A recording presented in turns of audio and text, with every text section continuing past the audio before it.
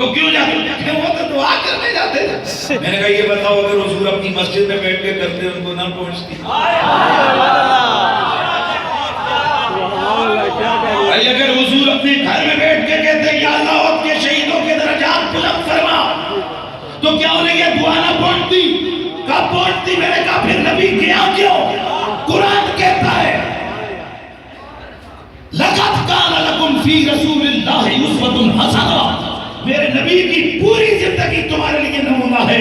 گویا میرے رسول نے بہترین نمونہ دیا کہ جب کوئی جانے والا شہید ہو، اللہ کا نیک قریب ولی اللہ ہو، بے شک اس کے لیے گھر میں بیٹھ کے بھی دعا کرو، دعا ہو جاتی ہے، پر اس کے مزار کے پاس جا کے اجتماع کر کے وہاں ذکر و فکر کی باتیں کرو گے، شرک نہیں ہوگا، مجھ آمنہ کے لال کی سنت ہوگا۔ تو آج یہ عرس بابا جی کا، اور اس میں بھی ہم اپنے نبی کی سنت کو زندہ کرتے ہوئے ہم یہاں بیٹھ کے اللہ کے دین کی باتیں سنیں گے، سنائیں گے۔ اور آج کے اس عظیم الشان محفل میں چونکہ آج کا دن میرے آقا غوث پاک کا دن ہے،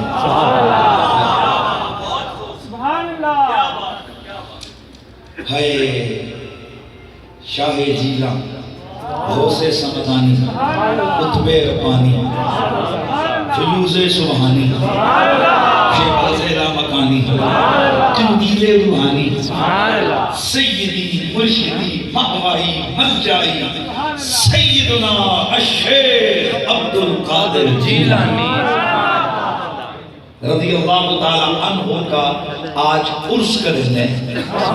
عظیم اتفاق آ گیا کہ ساتھ ساتھ سیدنا حضرت بابا جی سید محمد شاہ کاظمی صاحب کو بھی عرس ہے، تو مجھے شاہ جی نے کہا جی کہ ذرا ایسا کرتے ہیں دونوں عرسوں پہ ایسا ذکر کرتے ہیں دونوں بابے خوش ہو جائیں۔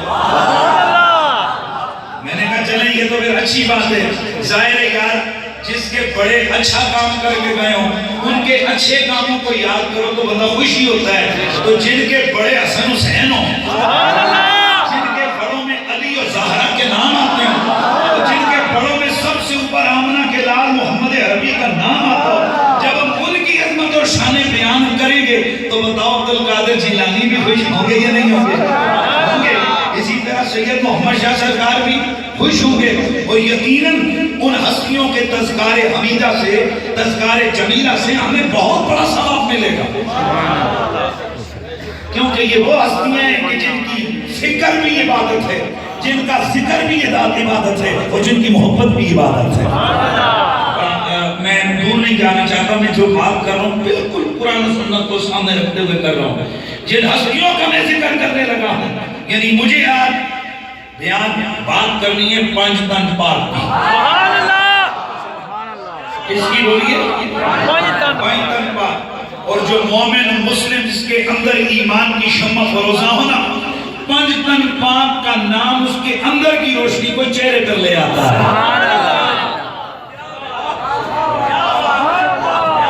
اور یہ وہ ہستیاں ہیں کہ جس کے اندر بغض والا گند ہو، ان کا نام ایسا پر اثر ہے کہ ان کے اندر کا گند ان کے چہرے پہ آتا ہے۔